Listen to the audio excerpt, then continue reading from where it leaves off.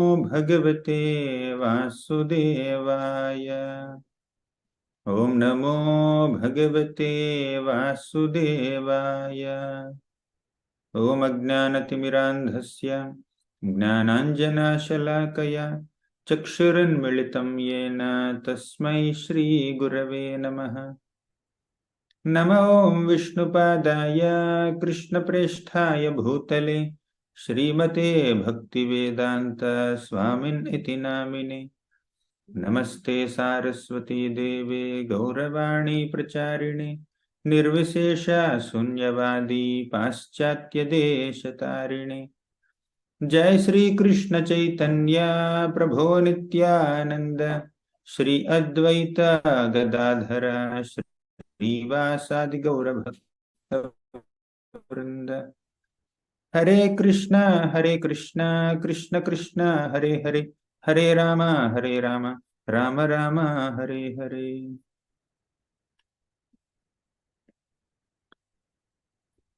Hare Krishna.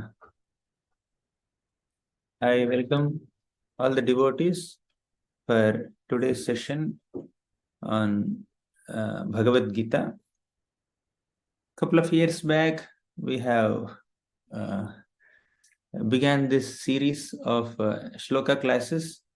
I think it was in 2021, where every day of the December month, December 1st to 31st, we had a series of shloka classes. Every day for about half an hour or so, we were discussing one shloka of Bhagavad Gita. But later we made it into weekly classes. Now, continuing the same theme, today also we are going to begin the shlokas from Bhagavad Gita. So there are 700 shlokas in Bhagavad Gita, and there are 5 Sundays in December month this year. So I have just selected 5 jewel-like shlokas from Bhagavad Gita, and we will just meditate on the themes that are very nicely described in these 5 shlokas of Bhagavad Gita. So today we'll take one shloka from the 7th chapter of Bhagavad Gita, which is very profound, very deep, and very sweet. And the theme is, can we know everything about Krishna? Is it possible to know everything about Krishna? Okay. So let us hear from Krishna's own words. The format will be like this. I'll be reciting the shloka, and maybe some of the participants also can recite the shloka. Then we will discuss the meaning of the shloka, and slowly we will explain the shloka in greater detail. Thank you. So let me show the shloka before I recite. Second shloka of 7th chapter.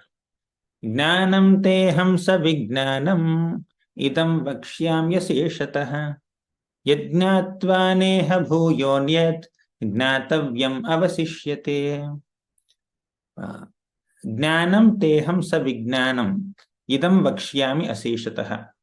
Krishna speaks to Arjuna that he is going to reveal to him a very profound knowledge, knowing which he doesn't have anything else to know. So let's recite the shloka a couple of times. Yes, you can recite. Jnanam teham savijnanam. Jnanam teham savijnanam. Idam vakshyam. No, full shloka. Idam vakshyam yaseshatah. Idam vakshyam yaseshatah. Yajnatva neha bhuyonyat. Yajnatva neha bhuyonyat. Jnatavyam avasishyate. Jnatavyam avasishyate. Okay. Next. Jnanam teham savijnanam. Yes, you can recite. Jnanam teham savijnanam. Idam vakshyam. Gyanam teham savijnanam. Idam vakshyam. Idam vakshyasmi asheshtah. Yajnatva neha bhuyonyat.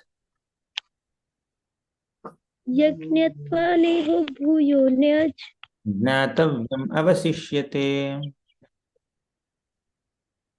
Jnanatyam avashishyate. Yes. Next. Jnanam teham savijnanam. Jnanam teham savijnanam. Idam vakshyam yaseshatah. idam vakshyami sheshatah यज्ञात्वा नेह भूयोऽन्यत् यज्ञात्वा नेह भूयोऽन्यत् ज्ञातव्यम् अवशिष्यते. ज्ञातव्यम् अवशिष्यते. Okay. One more recitation. हरे कृष्ण. तेहं सविज्ञानम् ज्ञानं तेहं सविज्ञानम् वक्ष्याम्यशेषतः इदं वक्ष्याम्यशेषतः ज्ञात्वा नेह भूयोऽन्यत् यज्ञात्वा नेह भूयोऽन्यत् ज्ञातव्यम् अवशिष्यते. ज्ञातव्यम् अवशिष्यते. Now let's discuss the meaning of this shloka. Krishna is saying, Jnanam te aham savijnanam. Okay. Idam vakshyami aseshatah. Idam means here. Look at this. Okay. Vakshyami means I will speak. I will explain. Aseshatah. Sesha means reminder. Aseshatah means nothing left out. Means completely. So, idam vakshyami aseshatah means Krishna is saying, I will now explain to you completely, complete knowledge. What is going to explain? Two things. Jnanam and Vijnanam. Okay.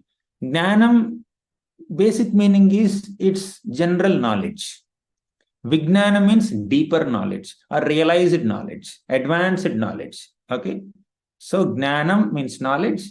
Savijnanam means along with deeper knowledge. Aham means I. I refers to Krishna. So, idam vakshyami aseshatah jnanam teham savijnanam means Krishna is speaking to Arjuna that, my dear Arjuna, now I will explain to you both general knowledge and deeper knowledge completely. Okay. Further he says, yad jnatva. After knowing this jnana and vijnana, neha bhuyo anyat. There is nothing else for you to know. Means I'm going to give you complete knowledge.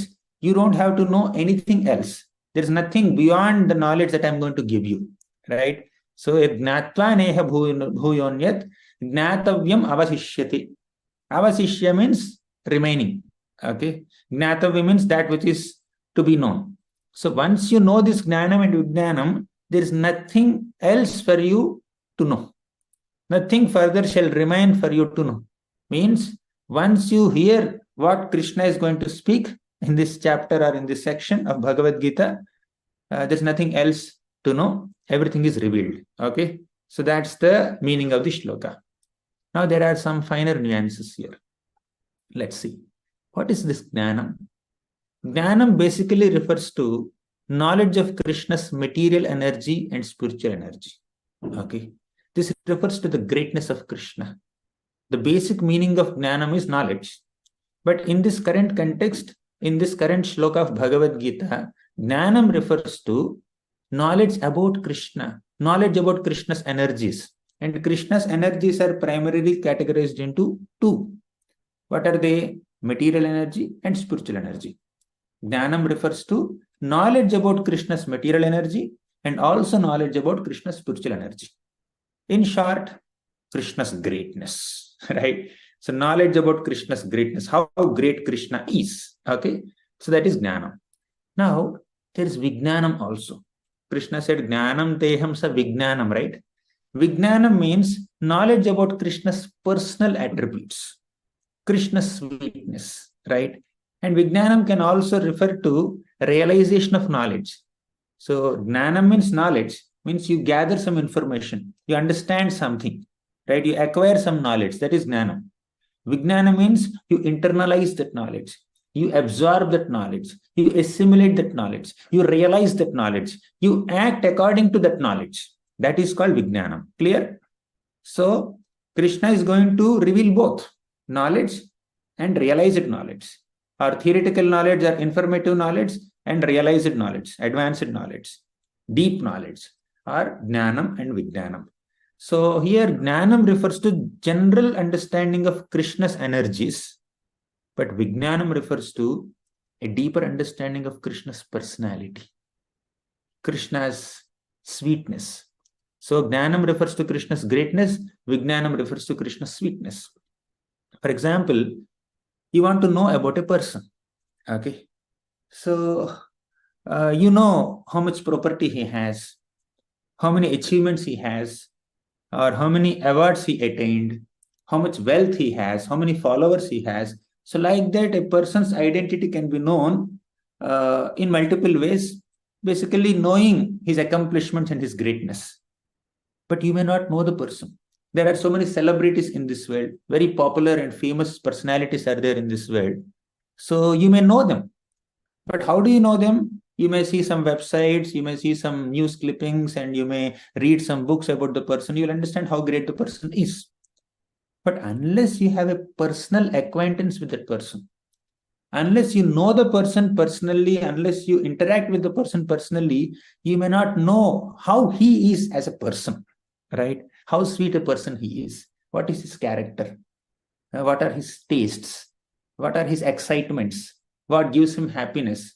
So, when you say Jnanam, it's knowledge about Krishna's greatness. But when you say Vijnanam, it's much deeper and more intimate knowledge about Krishna's personality, his sweetness, his characteristics, his qualities, how he is very close to his devotees, how he loves and how he is affectionate towards his devotees. So, how his personal dealings with his intimate devotees are. That is all Vijnana. Clear? So, both Krishna is going to reveal. Now, in Bhagavad Gita, there are 700 shlokas divided into 18 chapters.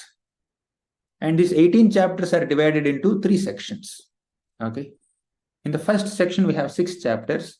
They predominantly talk about Karma Yoga. In the last section, there are 6 chapters, chapter number 13 to 18. They predominantly talk about Jnana Yoga. In the middle section, there are 6 chapters, chapter number 7 to 12. They talk about Bhakti Yoga, right? So, the knowledge that Krishna revealed about Karma Yoga and Jnana Yoga is at certain level. But the knowledge that Krishna spoke about Bhakti Yoga in the middle section, middle 6 chapters, is on a higher level. Okay. Now, these are the beginning shlokas. 7.2 is a beginning shloka of the middle section. So Krishna is going to say that I'm going to reveal to you very deep knowledge. Whatever I have spoken to you about Karma Yoga, Dhyana Yoga, all these are like, yeah, that's knowledge. That's great knowledge, no doubt. But what I'm going to reveal to you in the middle section, chapter number 7 to 12, about Bhakti Yoga is much higher, much deeper. Right? Higher and deeper. Both. In both ways, it is great knowledge, greater knowledge. So Krishna is going to say. And especially in the middle 6 chapters, the middlemost 2 chapters. Now there is 7, 8, 9, 10, 11, 12. Okay, say 7, 8, 9, 10, 11, 12. Okay. So 7, 8, then 11, 12. They are like the 2 bread pieces in a sandwich. Okay. So you just put them down. So the middle portion, the stuffing there, in a cream biscuit or something like that. The stuffing is 9th and 10th chapters. That's even more exciting, right? So in the middle 6 chapters also, the middle 2 chapters of 9th and 10th chapters are the essence of essence. They're the further essence of this Bhakti Yoga. In these middle 2 chapters, Krishna is going to reveal much more intimate knowledge about himself. In the 7th and 8th chapters, Krishna talks about his greatness predominantly, his energies, how his material energies function, how his spiritual energies function. But in the middle 2 chapters, 9th and 10th chapters, Krishna reveals his heart. And in the 9th chapter only, we get a lot of shlokas like Patram Pushpam Phalam Toyam. How simple is Bhakti Yoga? How inexpensive is an offering to Krishna? And how reciprocal Krishna is. Samoham sarva bhuteshu name dveshosti na priyaha. How personal Krishna is towards his devotees. Ananyas chintayantoma yogakshemam vahamyaham. How Krishna takes care of his devotees. And even if devotees do some mistakes, how Krishna is very accommodative and forgiving. Like he said, right, in the 9th chapter, he said that apichet sudaracharo bhajate mam ananya bhak. Even if a devotee commits some mistakes, sinful activities, not intentionally, by the way, accidentally, incidentally, circumstantially, unintentionally, if he does some mistakes, I will excuse my devotee. I will accommodate, right? Not that Krishna's forgiveness is a license for the devotees to do some wrong activities, but By mistake, if you do some mistakes, Krishna will forgive. Krishna will excuse. So that's how Krishna is very accommodative and affectionate towards his devotees, right? So all these things Krishna is going to reveal his innermost, deeper intentions, emotions. Krishna reveals in the 9th chapter, especially in the middlemost shlokas. There are 700 shlokas in Bhagavad Gita, right? What is shloka number 350? So 350 and 351. These two shlokas are the middlemost shlokas in 700 number, right? Simple. Okay. 700 is an even number. Therefore, in the middle, there are two numbers. There are 350 and 351. Anyone knows what is shloka number 350? Yes. Prabhuji, shloka 9.13 and 9.14. What are they? You have given numbers. Mahatmanastu mam partha devim prakritimashita vajantyam manaso gyatva bhutadim avyayam satatam kirtayanto mam yatantascha dridavrata namasyantascha mam bhaktya. What was the last line? Correct. So thank you. So in these two shlokas, 9.13 and 9.14, okay, Krishna reveals deeper Jnanam. Okay, Vijnanam. What is that? About Srimati Radharani. Mahatmanastu mam partha daivim prakritimashritah. Daivi Prakriti refers to the spiritual energy, the divine energy of Lord Krishna, that is Srimati Radharani. You know that. So Krishna gives us information, knowledge about Srimati Radharani in shloka number 350. And in the next shloka, Krishna speaks the most important and the most effective way of connecting with him. What is that? Satatam kirtayanto mam. Always chanting his holy names. Right? So chanting the names of Krishna will bring us closer to Krishna. Krishna is going to reveal that also. You take the shelter of Srimati Radharani and you chant my names, you will come to me, Krishna says in the middle of Bhagavad Gita. So like that, Krishna in this middle section called Bhakti Yoga, he gives us knowledge, Jnanam and Vijnanam, both. Once you know this, there's nothing else for you to know. Okay. Now, the main question, our main topic here is, okay, before I enter into our main topic, let me just take you through the first shloka of this chapter. Even the first shloka of chapter also is very much connected to our current theme. In this shloka, our Krishna says, let me just show you the shloka. I think someone can recite this also. Riyansh, you can recite. Shri Bhagavan Uvacha. Shri Bhagavan Uvacha. Maya Partha. Maya Saktamana Partha. Yogam Yunjanmadashrayah. Yogam Yunjanmadashraya. Asamshayam Samagram Mam. Asamshayam Samagram Mam. Gnasasi Tatshrunu. Yata Gnasasi Tatshrunu. One more. Chinmay, you can recite. Shri Bhagavan Uvacha Mayyasaktamana Partha Yogam Yunjanmadashraya Asamshayam Samagram Mam Yatha Gnanasit Yatshruno. So what Krishna is speaking in this shloka is Yatha Gnasasi Tatshrunu. Now here. Tatshrunu means now here. Oh Partha, my dear devotee. Yogam Yunjan Madashrayah. By practicing yoga in full consciousness of me, by taking my full shelter, Mai Asakta Manaha, by attaching your mind to me, O Partha, Asamsayam Samagram, you will know me in full. There is no doubt. Samagra means completely. Asamshay means undoubtedly. Now, in this first shloka and even in the second shloka, Krishna is saying that once you know what I am going to speak in this section, there's nothing else for you to know. You will completely know about me. You will completely understand about my greatness and sweetness. There's nothing else for you to know. Then we can just read Bhagavad Gita 7th chapter or 7th to 12th chapters. Okay. Why should we read first 6 chapters? Why should we read last 6 chapters? And after completing our Bhagavad Gita study, why should we read Srimad Bhagavatam? Why should we read Chaitanya Charitamrita? Why should we read Bhakti Rasamrita Sindhu and many other such great literatures that we have? Krishna is saying that once you know this, there is nothing else for you to know. And this reveals complete knowledge. Asamshayam samagram mam. Complete knowledge about me is completely revealed to you. Right? So how many of you have studied Bhagavad Gita? You can just raise your hands. Okay, many of you. How many of you have studied the middle 6 chapters, 7, 8, 9, 10, 11, 12? So there's nothing else for you to know.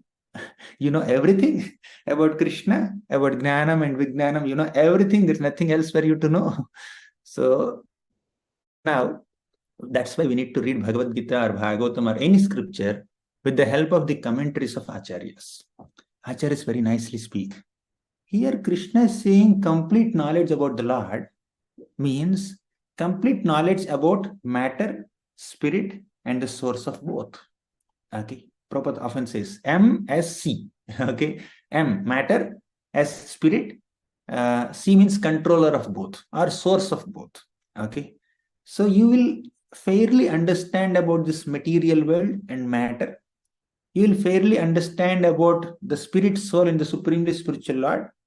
That is knowledge here. But actually speaking, it is not possible to know Krishna completely. Even Krishna also cannot speak everything about him, right? In fact, Krishna in the 10th chapter of Bhagavad Gita, he says, actually it's difficult for me to speak all my opulences. Okay. Arjuna says, my dear Krishna, I want to know more about your opulences. Can you please speak? Then Krishna says, I don't think I will be able to speak everything. I will speak only few prominent ones. Pradhanyataha. Only some prominent ones. Headlines I will speak. Okay. But you understand, I'm more opulent than what I'm speaking. So if it is not even possible for Krishna to completely speak about his opulences, how is it possible for us to completely understand his opulences, understand his greatness, understand his sweetness? So don't take things this literally. That actually it is not possible to know Krishna completely. Acharyas say, Baldev Vidya Bhushan, Vishnu Chakravarti Thakur, all of them say. Here, Krishna is going to give knowledge of essential principles or facts about himself, about his energies, about his diverse energies. But details are unlimited. So we need to understand that there is essence. If you go to a flower, if a bumblebee goes to a flower, it just focuses on the nectar. It just tries to drink the nectar from the lotus flower or in whichever flower.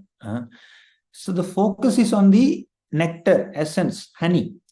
But the flower has 1,000 petals.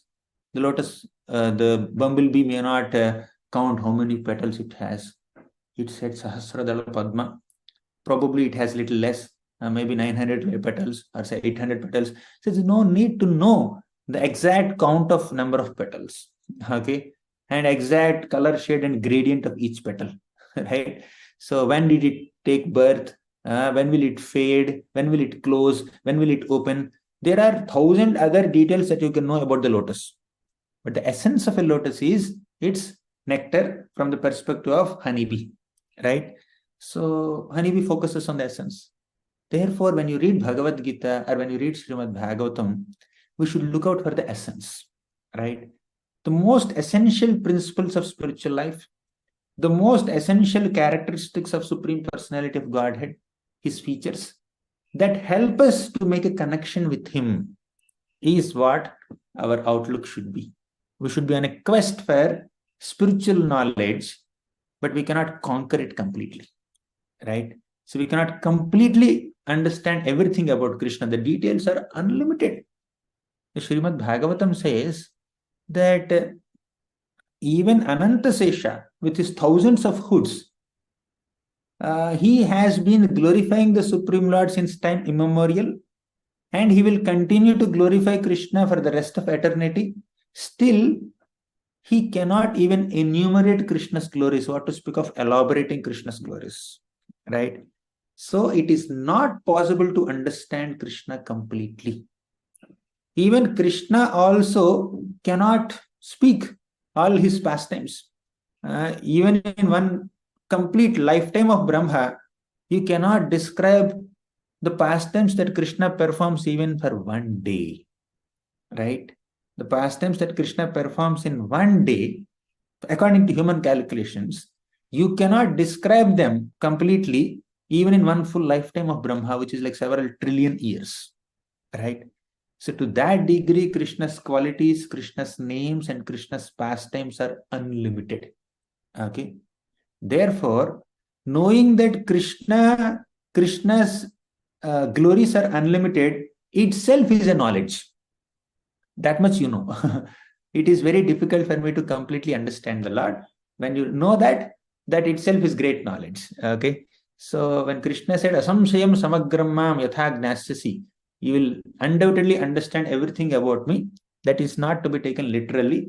Nobody can understand completely Krishna. Krishna said in the next chapter only, Name viduhu suraganaha prabhavam namaharshayah ahamadirhi devana maharshinam cha sarvashah. Suraganas means so many devatas. Maharshayah means so many great sages. They cannot understand me completely. Okay. Because I am their source.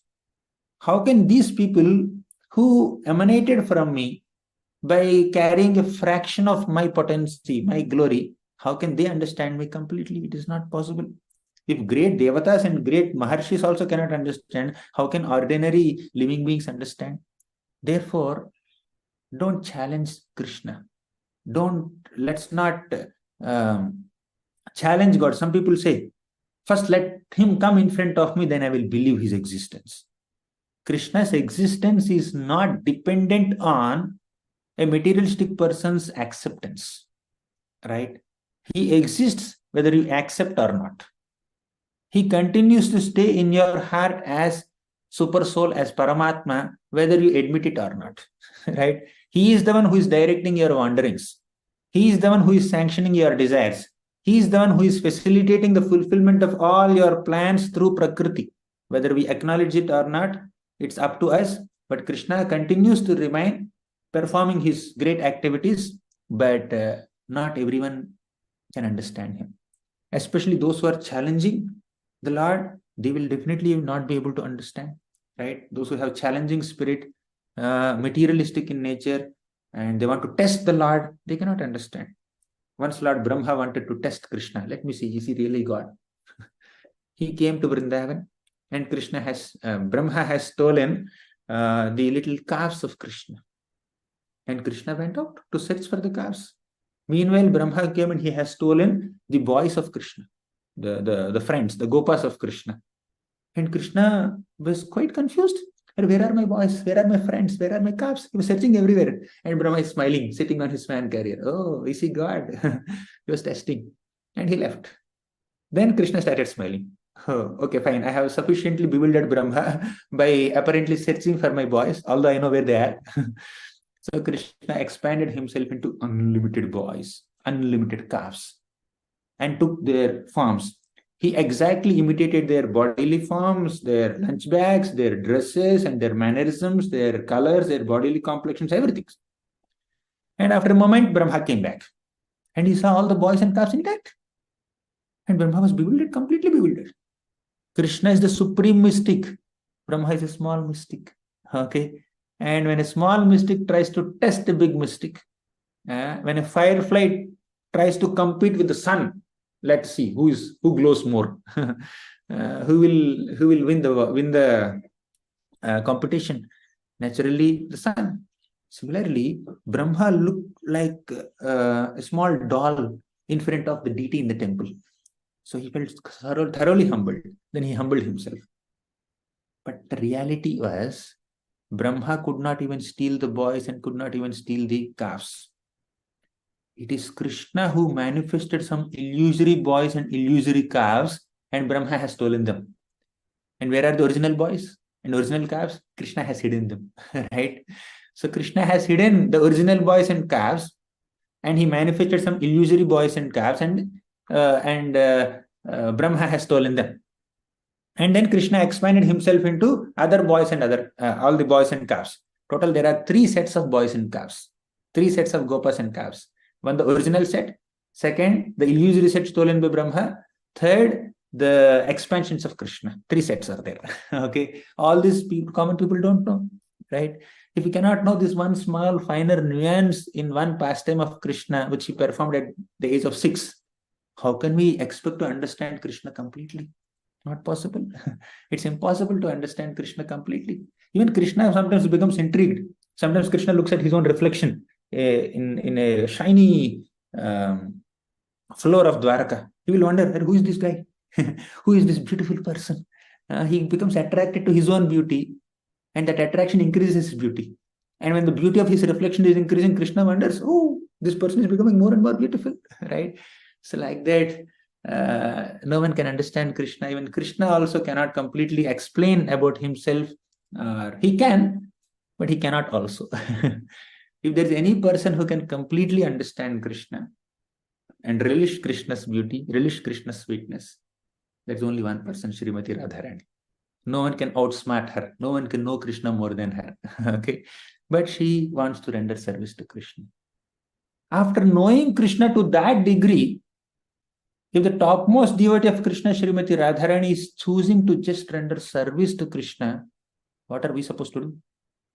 We are also supposed to follow her footsteps, follow her example, and render service to Krishna, right? Therefore, don't try to know Krishna completely. Use your complete abilities to render service to Krishna, right? Don't try to know Krishna, but serve Krishna. Don't try to completely know Krishna. It is not possible, but you can completely utilize all your energies and potencies and the God-given talents and manpower and money and resources to serve Krishna, right?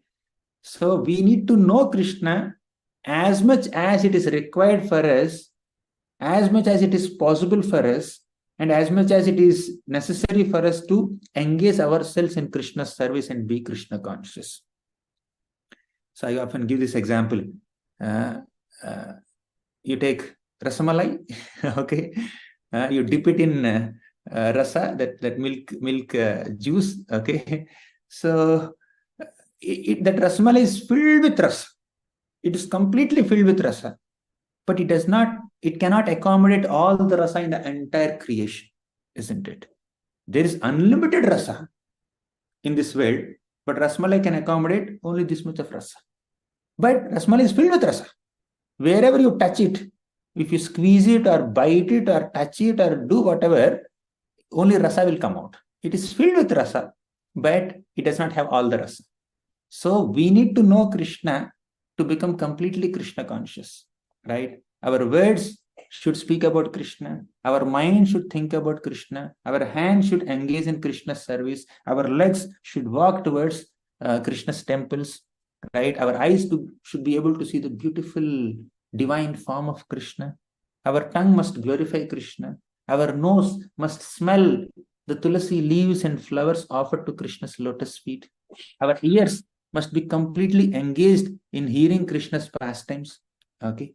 Thus, we can fill ourselves with Krishna. We can become completely Krishna conscious. Our attempt in life, in spiritual life, must be to become completely Krishna conscious. So, whatever knowledge is possible for us to acquire as per God-given ability and whatever the Lord has sanctioned, that much we know. Right? You know Krishna completely as per your capacity. You cannot know Krishna completely from an absolute perspective, but you can completely utilize all your abilities to know Krishna, right? To become completely Krishna conscious. That much knowledge only we can accommodate, right? Just like Rasmalai can accommodate only that much rasa it can accommodate, depending on its size. There are some small rasgullas or small rasmalais, okay? Very small. They accommodate only little rasa. Some are like as big as idli. Some are like much bigger, okay? They can accommodate more rasa. But similarly, devotees also can understand Krishna as much as it is possible for them. In the first canto of Srimad Bhagavatam, there's a beautiful analogy. Birds fly into the sky as much as the Lord has given them the ability to fly. Okay. So some birds can fly just maybe 10-15 feet above the ground level. For example, a peacock is there. So peacock just flies on the boundary wall and then sits there, 10-15 feet. Of course, it is the peacock of, who is that? The commander of all the devatas, Lord Shiva's son, Kumara. Okay. So his peacock can fly so high, but not all peacocks. Okay. And crows can fly higher, sparrows can fly higher, eagles can fly much higher, vultures can fly very high, like Jatayu and Sampati. They can fly so high. So every bird has wings, but every bird cannot fly as high as a vulture. Every bird has a capacity to fly. Okay, some wings are very small, some wings are very big. Garuda can fly so high, he can fly anywhere. Similarly, a devotee also can understand Krishna to some degree. Every devotee cannot or need not understand everything about Krishna, and it is not possible. We should understand as much as we can understand from bona fide authorized sources like Bhagavad Gita, Srimad Bhagavatam. And when devotees, sincere devotees explain this Gita Bhagavatam, we try to understand Krishna as much as it is possible, as much as it is practical for us. But we need to understand that we cannot fully understand Krishna. Once we understand it, then we can begin our understanding of Krishna. Okay. So somebody asked Prabhupada that, Prabhupada, if it is not possible to understand Krishna, why so many books are there? Why you have translated so many books? Why so many scriptures are there? Vedas, Puranas, Ramayana, Mahabharata, Bhagavatam, and Upanishads. So many things are there. Prabhupada said all these are there for you to understand that you cannot understand Krishna. Right? He is unlimited. So let us begin to understand that we cannot completely understand Krishna. And Brahma came and said, "Oh Krishna, now I am thoroughly humiliated." After Brahma Vimohana Leela, Brahma said, "I am thoroughly humiliated. Jananta eva janantu kimbahuktya me prabho manaso vapusho vacho vaibhavam tava gocharam." He said, many people claim to understand you. Let them claim. Jananta eva janantu. I know Krishna, I know Krishna, I know Krishna. People may claim. Let them claim. Okay. As far as I am concerned, Manaso vapusho vacho vaibhavam tava gocharam. With my body, mind, and words, I cannot even understand even slight aspect, slight fragment of your vaibhavam, your glory. Who is saying this? Brahma is saying this. If Brahma cannot understand even small fragment of Krishna's pastimes and Krishna's powers, how can we understand? Therefore, let us understand as much as Krishna reveals to us in reciprocation to our sincere devotion, sincere service, sincere attempts to study scriptures, sincere attempt to chant the holy names of Krishna. Material knowledge can be acquired by your material intelligence, but spiritual knowledge cannot be acquired by material intelligence. It has to be bestowed by Krishna. We need to receive that blessing from Krishna. We need to receive that blessing from Krishna's devotees. Spiritual knowledge cannot be acquired by research. Spiritual knowledge is acquired by revelation, not research. Right? Revelation. So even if somebody sits with all the scriptures, Vedas, Puranas, Itihasas, etc., and then studies them scrutinizingly, it's not necessary that they understand everything about Krishna, by the way. Krishna has to reveal himself. The Bhagavata Purana, Srimad Bhagavatam, is compared with Mohini Murti. You know what Mohini Murti did? Mohini Murti took that nectar pot after Samudra Manthan and gave all the nectar to Devatas. She did not give to the Rakshasas, demons. Why? Demons are envious. And the Devatas are more obedient to the Lord. So she gave everything to the Devatas. Srimad Bhagavatam is also compared with Mohini Murti. Bhagavatam will reveal its inner meanings to only sincere devotees, not to everyone. Many people may read Gita Bhagavatam, but everybody may not understand. You are reading, you may read more thoroughly, more scrutinizingly than an average devotee, but still Bhagavatam may not reveal to a scholarly person or an intellectual person who knows Sanskrit grammar, who knows Vyakarana, Chandas, etc. Okay, so it's not necessary that we understand Krishna with our abilities to understand Sanskrit. Krishna has to reveal himself. Okay, you know that story? Lord Sri Chaitanya Mahaprabhu Once he was touring South India, he came to Sri Rangam. And at Sri Ranga Kshetra, there is a simple Brahmana who was sitting and studying Bhagavad Gita. He had tears in his eyes as he was studying. Then Lord Chaitanya Mahaprabhu went and asked him, "My dear sir, what are you doing?" He is reading Bhagavad Gita and is crying, and many people who are passing by, they are mocking him, joking with him, and ridiculing him.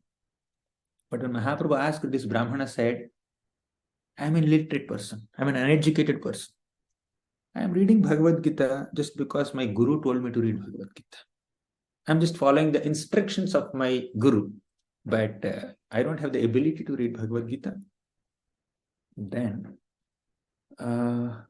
Mahaprabhu said, "Okay, but why are you crying? Your tears are not in response to the mocking or joking done by people. Your tears seem to be a result of your ecstasy. You're experiencing some pleasure in reading. I can understand that. You tell me, why are you crying?" Then this Brahmana said, "Whenever I open Bhagavad Gita, I only see Krishna playing the role of a chariot driver of Arjuna. Then tears automatically come from my eyes just by reflecting on this wonderful quality of Krishna. Krishna is very dear to his devotees. Krishna can even play such a menial role of driving the chariot of his devotees. How affectionate Krishna is. What is the extent of his bhakta vatsalyata? Just by thinking of that quality of Krishna, tears automatically come from my eyes." Then Lord Chaitanya Mahaprabhu said, "My dear Brahmana, whatever you understood from Bhagavad Gita is the essence of Bhagavad Gita." He's unable to even read. He's an illiterate. He's uneducated. Okay. He's unable to read properly, but Mahaprabhu said, "You understood the essence of Bhagavad Gita." Okay. Why? Because he has two qualities. One, obedience to Guru. Two, love for Krishna, appreciation for Krishna's qualities. These two qualities are sufficient. So someone who is a scholar who reads Bhagavad Gita 100 times, if he does not have that submissiveness to Guru, if he does not develop that love for Krishna and good character, then although he is reading Gita, he is quoting Gita, he has not understood Gita. Right? So knowledge of Krishna is acquired by humility. We will understand Krishna when we have humility. Okay. So not our academic abilities, not our intellectual gymnastics. Okay. Knowledge of Krishna, realization of Krishna, Gyanam or Vijnanam, both are acquired when we have humility. When Brahma was arrogant and proud of his capability, proud of his position as the creator, he could not understand Krishna. But after Brahma Vimohana Leela, when Brahma humbled himself and offered obeisances to Krishna, then he understood Krishna, Krishna's glory. And he also understood the glory of Vrindavan. So in a humble state of mind, we understand Krishna. Completely means as much as we need to understand. But in an arrogant state of mind, we cannot understand Krishna. Even if we read about Krishna completely, we cannot understand. So it is the state of mind, state of consciousness that decides how much we can know Krishna. Right? It is not possible to completely know Krishna. One point. Second point is, it is possible to know Krishna as much as we need to know for us to become Krishna conscious, provided we humbly approach Krishna. Okay. These are a few thoughts on this beautiful shloka from the 7th chapter of Bhagavad Gita and second shloka. And there are many more perspectives of this shloka, but we have discussed this much. So now it's 8:15, 45 minutes over, but I'll just take a couple of more minutes, and if other devotees also wants to recite the shloka, you can recite. Okay. Anusha, recite. Jnanam teham sa vijnanam ज्ञानं देहं च विज्ञानं tam vakshyamya seshatah इदं वक्ष्याम्यशेषतः yajnatva neha bhuyonyat यज्ञात्वा नेह भूयोऽन्यत् jnatavyam avasishyate. ज्ञातव्यम् अवशिष्यते. Thank you, Prabhu. Hari, you recite. Hare Krishna Prabhu, Pranam. Gnanam te ham savijnanam idam vakshyamya asesata yagnatvam neha bhuyonyaj ज्ञात्वाम Natyam avasishyate ज्ञातव्यम् अवशिष्यते. ज्ञातव्यम अवशिष्यते. यहं तेऽहं सविज्ञानम् इदं वक्ष्यामि शेषतः यज्ञात्वा नेह भूयो ज्ञातव्यम् अवशिष्यते. Next. Yeah. Hare Krishna Prabhu. Jnanam teham savijnanam idam vakshamyasesata yajnatva neha bhujonyat jnatavyam avasishyate. Next. ज्ञानं देहं सविज्ञानम् इदं वक्ष्यामि शेषतः यज्ञात्वा नेह भूयो ज्ञातव्यम् अवशिष्यते. Thank you, Prabhuji. हरे कृष्ण प्रभु जी। ज्ञानं तेहं सविज्ञानम् इदं वक्ष्याम्यशेषतः यज्ञात्वा नेह भूयोऽन्यत् ज्ञातव्यम् अवशिष्यते। Next. ज्ञानं तेऽहं सविज्ञानम् इदं वक्ष्यामि शेषतः यज्ञात्वा नेह भूयो ज्ञातव्यम् अवशिष्यते. Next. Prabhuji, can you tell Yeah. analysis? ज्ञानं तेऽहं सविज्ञानम् ज्ञानं तेऽहं सविज्ञानम् इदं वक्ष्याम्यशेषतः इदं वक्ष्यामि शेषतः यज्ञात्वा नेह भूयोऽन्यत् यज्ञात्वा नेह भूयोऽन्यत् ज्ञातव्यम् अवशिष्यते. ज्ञातव्यम् अवशिष्यते. Next. ज्ञानं तेहं सविज्ञानम् इदं वक्ष्यामि शेषतः यज्ञात्वा नेह भूयोऽन्यत् ज्ञातव्यम् अवशिष्यते। हरे Krishna.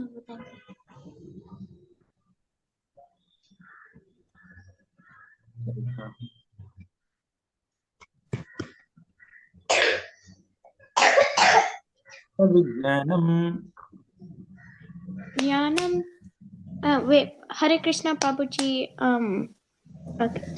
Jnanam teham savijnanam idam vakshama sheshataha yajnantva neha bhuyonyaj jnantavyam avishyate.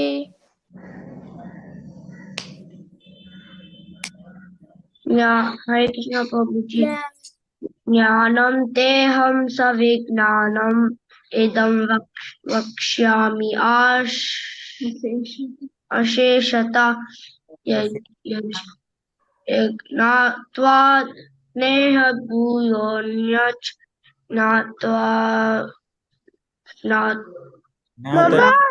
ज्ञातव्यम् अवशिष्यते। ज्ञानं तेऽहं सविज्ञानम् इदं वक्ष्यामि एवस्तः यज्ञात्वा नेह भूयो अवशिष्यते. ज्ञात्वायम् अवशिष्यते. ज्ञानं तेहं सविज्ञानम् इदं वक्ष्याम्यशेषतः यज्ञात्वा नेह भूयोऽन्यत् ज्ञातव्यम् अवशिष्यते. Thank you. Time of it's 8:20. I think other devotees can recite at your homes. We'll meet next week with another key shloka of Bhagavad Gita. Thank you so much. Srimad Bhagavad Gita ki jai, Srila Prabhupada ki jai.